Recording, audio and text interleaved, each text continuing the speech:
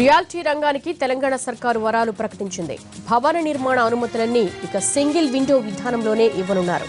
లేఅవుట్లలో బలహీన వర్గాలకు కేటాయింపులు అవసరం లేదని చెబుతోంది సర్కార్.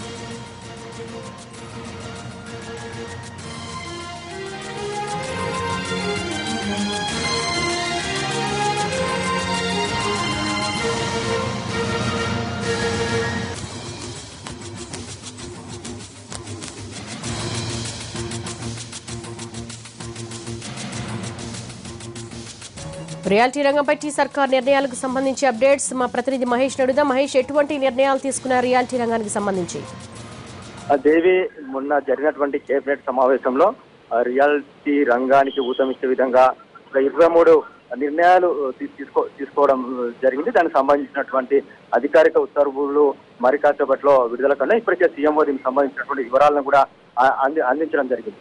ఒకసారి కనుక వీటిని పరిగణలోకి తీసుకున్నట్లయితే తెలంగాణలో మరొకసారి రియాలిటీకి ఊతం ఇచ్చినట్టుగానే చెప్పొచ్చు. రియాలిటీకి సంబంధించినటువంటి ధరలు కూడా మరొకసారి పెరిగేటువంటి అవకాశాలు కనిపిస్తున్నాయి. రియాలిటీ ఫ్రెండ్లీ రియల్టర్లకు ఫ్రెండ్లీ గవర్నమెంట్ గా ఇది మారిందని చెప్పుకోవచ్చు. చాలా నిబంధనల్లో సడలింపు తీసుకురావడం జరిగింది. టీఎస్ ఐపాస్ లెవెల్లోనే రియల్టర్లకు కూడా అనుమతులు ఇచ్చే విధంగా ఆన్లైన్ లో అనుమతులు ఇచ్చేటువంటి విధానాన్ని కూడా తీసుకురావడం జరిగింది. అంతేకాకుండా ఏదైతే ఒక రియాలిటీ భవన నిర్మాణానికి సంబంధించినటువంటి అప్లికేషన్ పెట్టారో నిర్ణీత గడువులోగా అప్లికేషన్ ని డిస్పోజ్ చేయాల్సి ఉంటుంది. వివిధ శాఖలకు సంబంధించినటువంటి అనుమతులను కూడా ఎక్కడైతే ఆన్లైన్ లో అప్లై చేస్తే మాత్రమే నో అప్లికేషన్ సర్టిఫికెట్లు కూడా ఇవ్వాల్సినటువంటి పరిస్థితి ఈ ప్రభుత్వం తీసుకున్నటువంటి నిర్ణయంతో రాబోతుంది. అంతేకాకుండా ఆక్యుపెన్సీ సర్టిఫికేట్ ని కూడా 15 రోజుల లోపే, బిల్డింగ్ నిర్మాణం పూర్తయిన 15 రోజుల లోపే ఇవ్వాలని చెప్పేసి కూడా ప్రభుత్వం నిర్ణయం తీసుకుంది. ఇవన్నీ కూడా రియల్టర్లకి ఊతం ఇచ్చినట్టుగానే కనిపిస్తున్నాయి. దీంతో పాటు ఏదైతే లేఅవుట్ పర్మిషన్ ఇవ్వాలనుకుంటే మాత్రం తప్పనిసరిగా లేఅవుట్ లో కొంత భూభాగాన్ని వీకర్ సెక్షన్ కూడా కేటాయించాల్సి ఉంటుంది ఇంతకుముందు ఉన్నటువంటి చట్టం ప్రకారం. అయితే ఆ నిబంధనను కూడా ప్రభుత్వం సడలించింది. ఇక పైన వీకర్ సెక్షన్స్ కి భూమి కేటాయించాల్సినటువంటి అవసరం లేదని చెప్పేసి చెప్పడం జరిగింది. అంతేకాకుండా బహుళ అంతస్తుల భవనాలకు సంబంధించినటువంటి నిర్మాణంలో కూడా ఇంపాక్ట్ ఫీని 4 స్లాబ్స్ లో వసూలు చేసేవారు.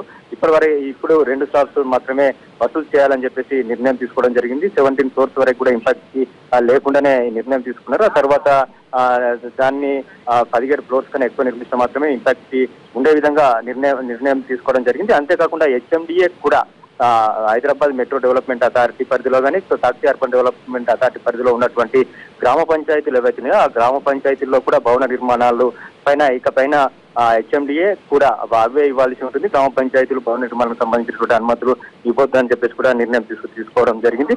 దీంతో పాటు వెకెంట్ ల్యాండ్ ఎక్కడైతే ఉంటుందో ఆ వెకెంట్ ల్యాండ్ కి సంబంధించినటువంటి ట్యాక్స్ ని కూడా ప్రభుత్వం రద్దు చేసింది. దీంతో పాటు టీడీఆర్సీ ఎవరైతే ఓనర్ దగ్గర నుంచి వెళ్ళి బిల్డర్స్ ల్యాండ్ తీసుకొని కన్స్ట్రక్షన్ చేస్తారో దానికి సంబంధించినటువంటి ట్రాన్స్ఫర్ ఆఫ్ డెవలప్మెంట్ రైట్స్ ఏదైతుందో దీనికి సంబంధించినటువంటి ఫీజులను కూడా సులభతరం చేస్తూ ప్రభుత్వం నిర్ణయం తీసుకోవడం జరిగింది. దీంతో పాటు పార్కింగ్ సంబంధించినటువంటి బహుళాంతస్తుల భవనాల నిర్మాణం సంబంధించి పార్కింగ్ సంబంధించినటువంటి నిబంధనల్లో కూడా సడలింపు తీసుకురావడం జరిగింది. దీంతో ఇదే కాకుండా ప్రధానంగా తీసుకున్నట్లయితే ప్రభుత్వం తీసుకున్నటువంటి నిర్ణయాలు ఈ యొక్క రియాలిటీ రంగం పైన పెద్ద ఎత్తున పడేటువంటి అవకాశాలు కనిపిస్తున్నాయి. ఇంకొకటి బహుళాంతస్తుల నిర్మాణాలు కానీ వివిధ లేఅవుట్ల యొక్క నిర్మాణాల పూర్తి 7 సంవత్సరాల లోపు, ఇంతకుముందు 5 సంవత్సరాలు 8 సంవత్సరాలు 2 స్లాబ్ లో ఉండేది. ఇప్పుడు 7 సంవత్సరాల లోపు పూర్తి చేసుకునే విధంగా అనుమతినిస్తూ ప్రభుత్వం ఈ విధంగా మొత్తం 23 సంబంధించినటువంటి నిబంధనలను సడలిస్తూ నిర్ణయం తీసుకోవడం జరిగింది. ఇది రియాలిటీ రంగానికి ఊతం ఇచ్చినట్టే ఒక రకమైనటువంటి విప్లవాత్మకమైనటువంటి మార్పులు తీసుకొచ్చినట్లే అని చెప్పొచ్చు. దీంతో పాటు ప్రభుత్వం ఏదైతే విద్యుత్ ఛార్జీలు జిహెచ్ఎంసీ పరిధిలో అదే విధంగా గ్రామ పంచాయతీ పరిధిలో కూడా విద్యుత్ ఛార్జీలను తగ్గిస్తూ కొద్దిసేపటి క్రితమే ఉత్తర్వులు జారీ చేయడం జరిగింది. దాదాపుగా 1423 కోట్లకు సంబంధించినటువంటి ఈ విద్యుత్ ఛార్జీలను రద్దు చేస్తూ ప్రభుత్వం నిర్ణయం తీసుకోవడం జరిగింది.